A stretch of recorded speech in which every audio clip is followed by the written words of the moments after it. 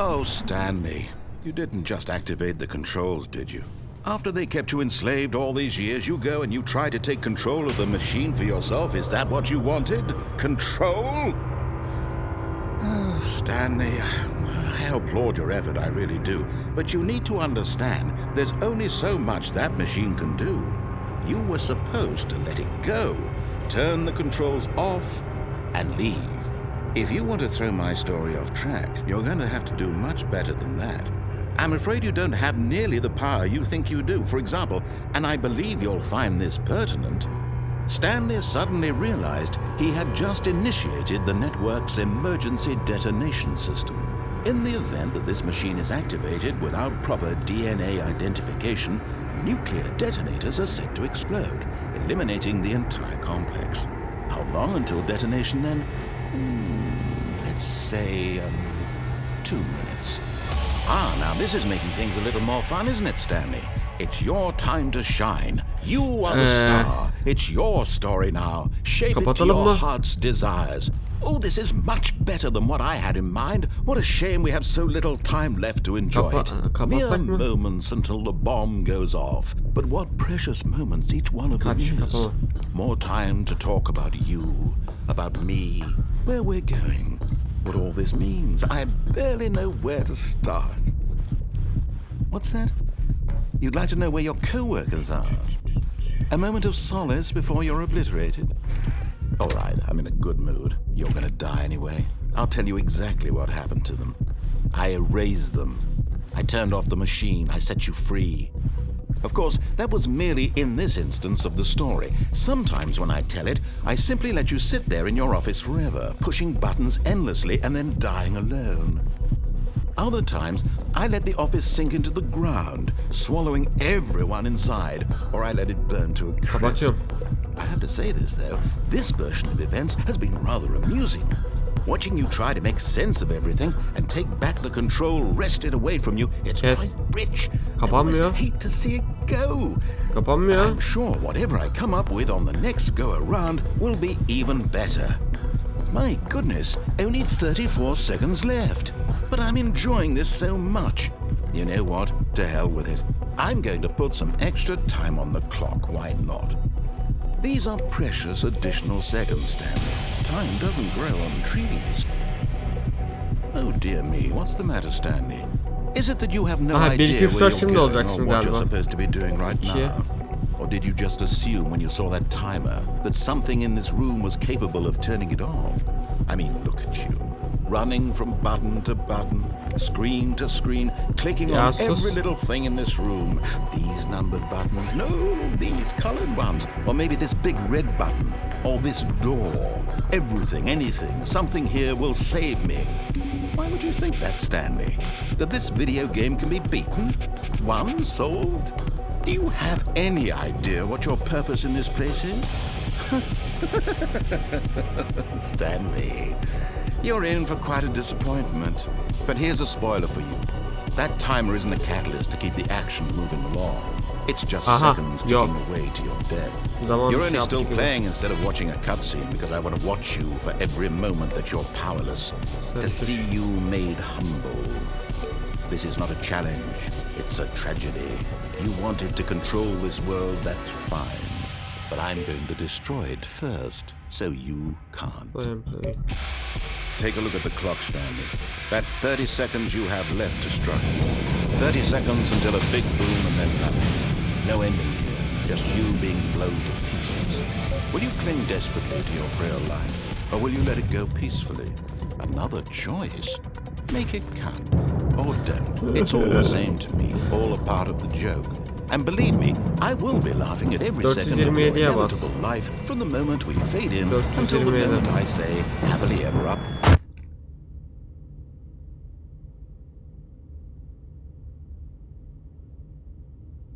En baştan başlatma. Ne olursun.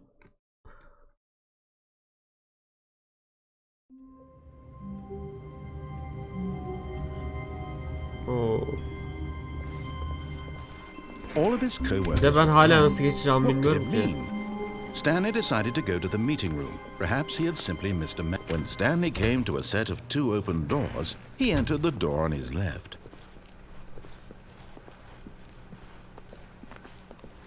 Yet there was not a single person here either. Feeling a wave of disbelief, Stanley decided to go up to his boss's office, hoping he might find an answer there. Coming to a staircase, Stanley walked upstairs to his boss's office. But Stanley just couldn't do it. He considered the possibility of facing his boss. Admitting he had left his post during work hours, he might be fired for that. And in such a competitive economy, why had he taken that risk? All because he believed everyone had vanished. His boss would think he was crazy. And then something occurred to Stanley.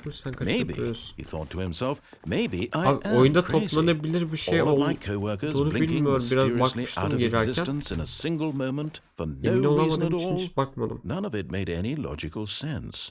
And as Stanley pondered this, he began to make other strange observations. For example, why couldn't he see his feet when he looked down? Why did doors close automatically behind him wherever he went? And for that matter, these rooms were starting to look pretty familiar. Were they simply repeating? No, Stanley said to himself, this is all too strange. This can't be real. And at last, he came to the conclusion that it had been on the tip of his tongue. He just hadn't found the words for it.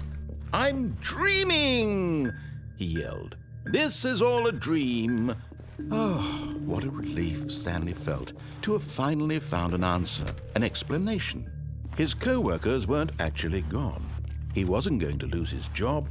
He wasn't crazy after all. And he thought to himself, I suppose I'll wake up soon. I'll have to go back to my boring real-life job pushing buttons. I may as well enjoy this while I'm still lucid. So, he imagined himself flying and began to gently float above the ground. Then he imagined himself soaring through space on a magical starfield, and it too appeared. It was so much fun, and Stanley marveled that he had still not woken up. How was he remaining so lucid? And then perhaps the strangest question of them all entered Stanley's head. One he was amazed he hadn't asked himself sooner. Why is there a voice in my head dictating everything that I'm doing and thinking? Now the voice was describing itself being considered by Stanley, who found it particularly strange. I'm dreaming about a voice describing me, thinking about how it's describing my thoughts, he thought. And while he thought it all very odd and wondered if this voice spoke to all people in their dreams, the truth was that, of course, this was not a dream. How could it be? Was Stanley simply deceiving himself, believing that if he's asleep, he doesn't have to take responsibility for himself? Stanley is as awake right now as he's ever been in his life. Now, hearing the voice speak these words was quite a shock to Stanley. After all, he knew for certain, beyond a doubt, that this was in fact a dream. Did the voice not see him float and make the magical stars just a moment ago? How else would the voice explain all that? This voice was a part of himself too. Surely, if he could just... He would prove it. He would prove that he was in control, that this was a dream. So he closed his eyes gently, and he invited himself to wake up. He felt the cool weight of the blanket on his skin, the press of the mattress on his back, the fresh air of a world outside this one. Let me wake up, he thought to himself. I'm through with this dream. I wish it to be over. Let me go back to my job. Let me continue pushing the buttons. Please, it's all I want. I want my apartment, and my wife, and my job. All I want is my life exactly the way it's always been. My life is normal. I am normal. Everything will be fine. I am okay. En başa mı döndük? Yo. Stanley began screaming. Please, someone, wake me up. My name is Stanley. I have a boss. I have an office. I am real. Please, just someone tell me I am real. I must be real. I must be. Can anyone hear my voice? Who am I? Who am I? And everything went black.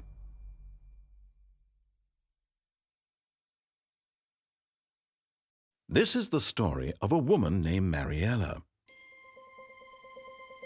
Mariella woke up on a day like any other. She arose, got dressed, gathered her belongings, and walked to her place of work.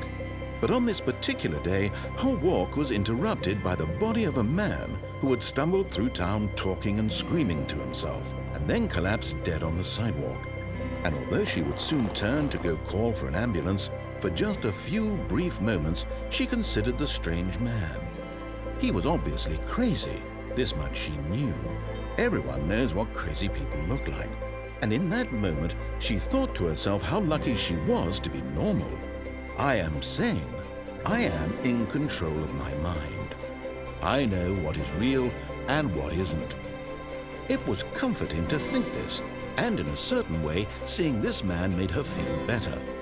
But then she remembered the meeting she had scheduled for that day, the very important people whose impressions of her would affect her career, and by extension, the rest of her life.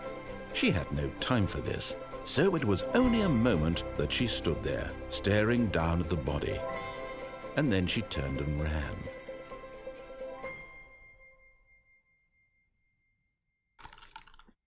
Nasıl oldu bilmiyorum ama bölümü geçmiş olabiliriz. Belki. Aynen çanta patronunkine benziyordu. Geçememişiz. All of his co-workers were gone. What could it mean? Stanley decided to go to the meeting room. Perhaps he had simply missed a memo. Bir kapı açık bu arada.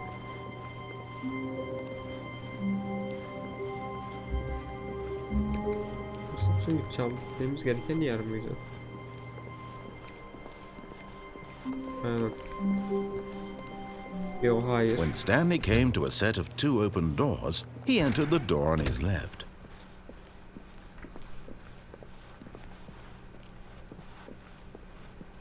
Yet there was not a single person here either. Feeling a wave of disbelief, Stanley decided to go up to his boss's office, hoping he might find an answer there. Coming to a staircase, Stanley walked upstairs to his boss's office.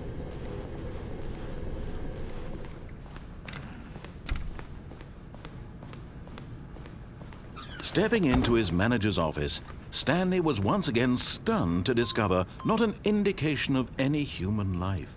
What could it mean? Stanley wondered aloud to nobody. He began wildly tearing through papers on the boss's desk, pulling books off the shelf, looking behind paintings, desperate for clues to his situation. But his attention... Stanley was in such a rush to get through the story as quickly as possible, he didn't even have a single minute to just let the narrator talk.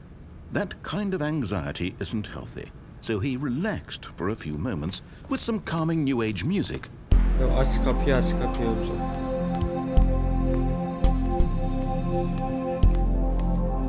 Oturabiliyoruz mu? Feeling soothed and rejuvenated, Stanley calmly walked forward into the opened passageway.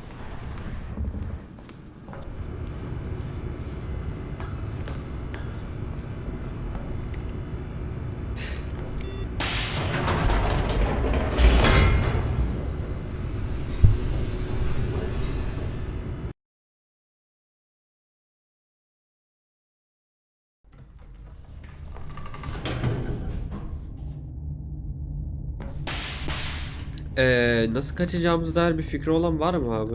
Stanley walked straight ahead through the large door that Yoksa read escape'e mi Mind Control Facility. Escape'den kaç. Aynen. Although this Biliyorum. passageway had the word escape written on it, the truth was that at the end of this hall, Stanley would meet his violent death.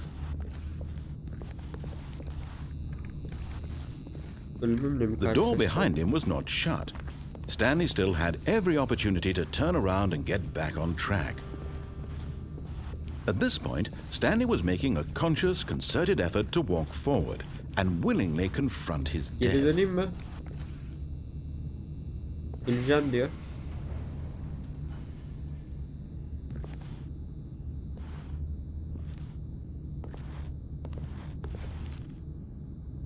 Düz devam. Tamam.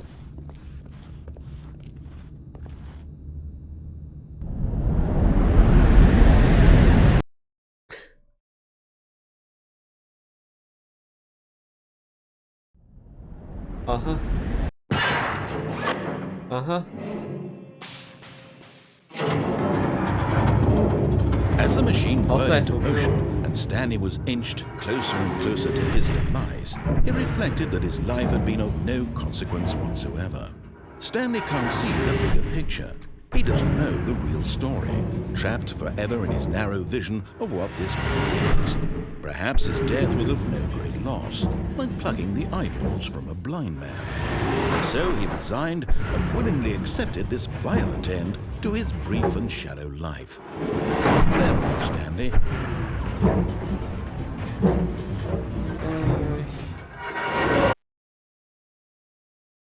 "Farewell, Stanley," cried the narrator, as Stanley was led helplessly into the enormous metal jaws.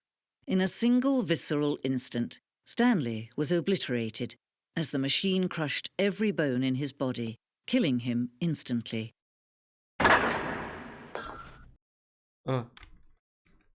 Kaçtık lan.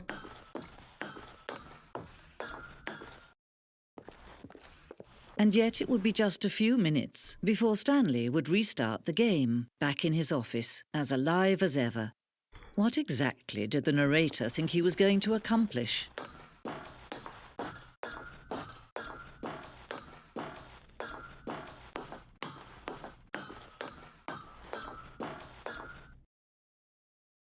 Doğrudur abi.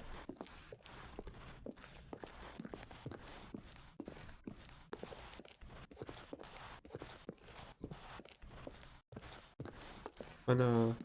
Ne? When every path you can walk has been created for you long in advance, death becomes meaningless, making life the same. Do you see now? Do you see that Stanley was already dead from the moment he hit start?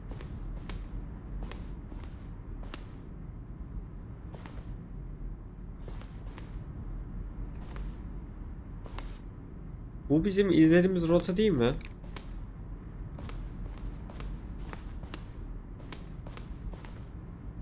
Two doors. 1, 2, 3, 4.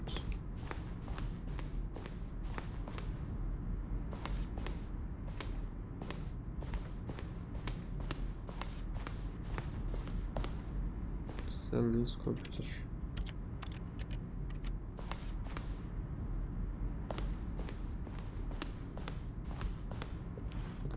The office.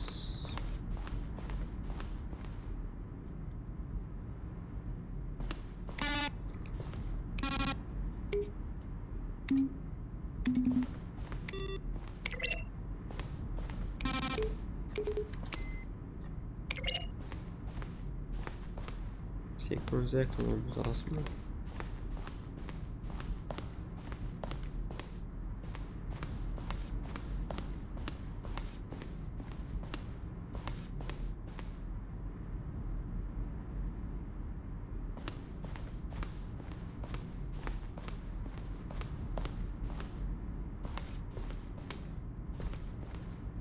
Warzone.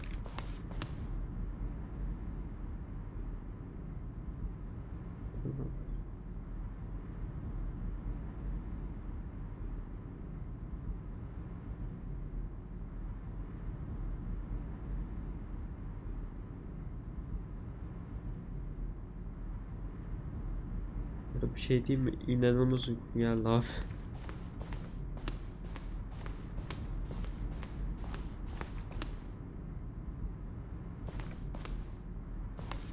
İnanılmaz uykum geldi.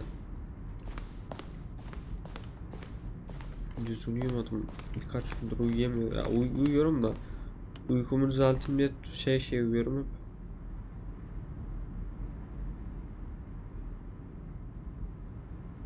Yarım yarım uyuyorum.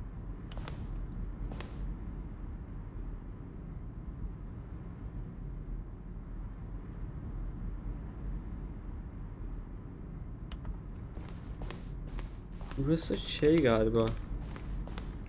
Oyunun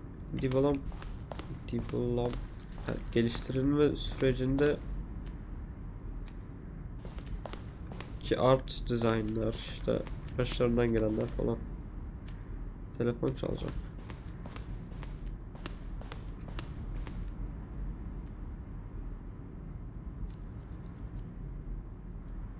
Options'lar gittiğimiz.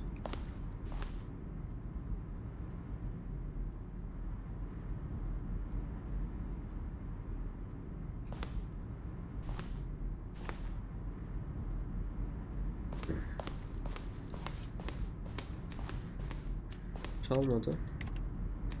Dur bekleyelim bakalım.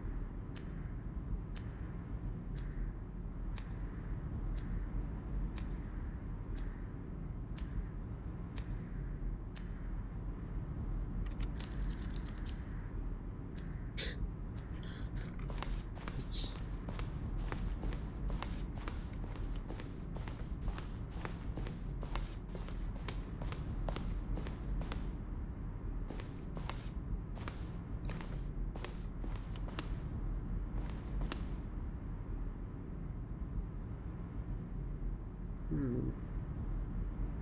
Stanley'nin ofis dizaynları galiba.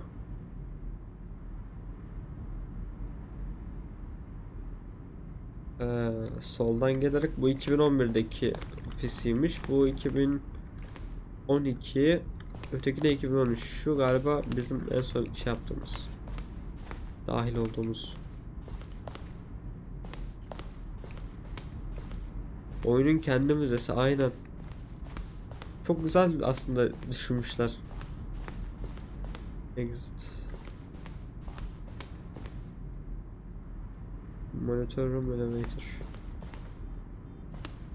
Tamam. Rating building. Eğer başarılı bir şekilde kaçarsak herhalde özgür oluruz. Downtown desk.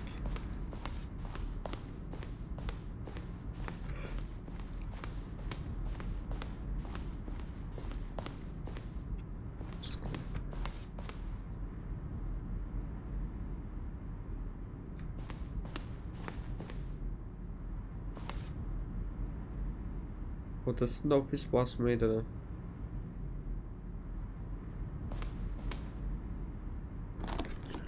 Önce exit'ten çık, tamam. Burada öyle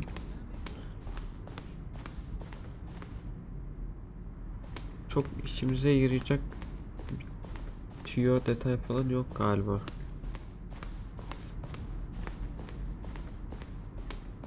Bunu bence bizim oyunu bitirdikten sonra buraya yapmamız gerekiyordu. Neyse çıkalım bakalım. Oh, look at these two. How they wish to destroy one another. How they wish to control one another. How they both wish to be free.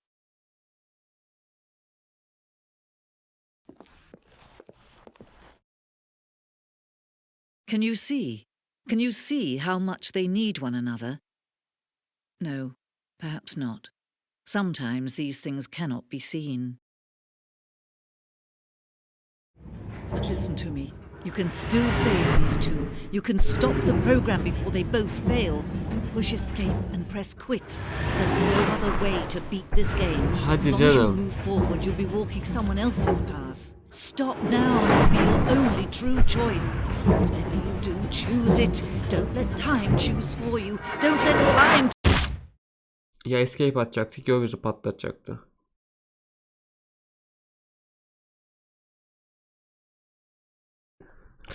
İkisi de sonuçta aynı yola çıkıyordu. Herhalde. Artık respawn olabilir miyiz abi? Ben ufaktan kaçacağım. Hadi.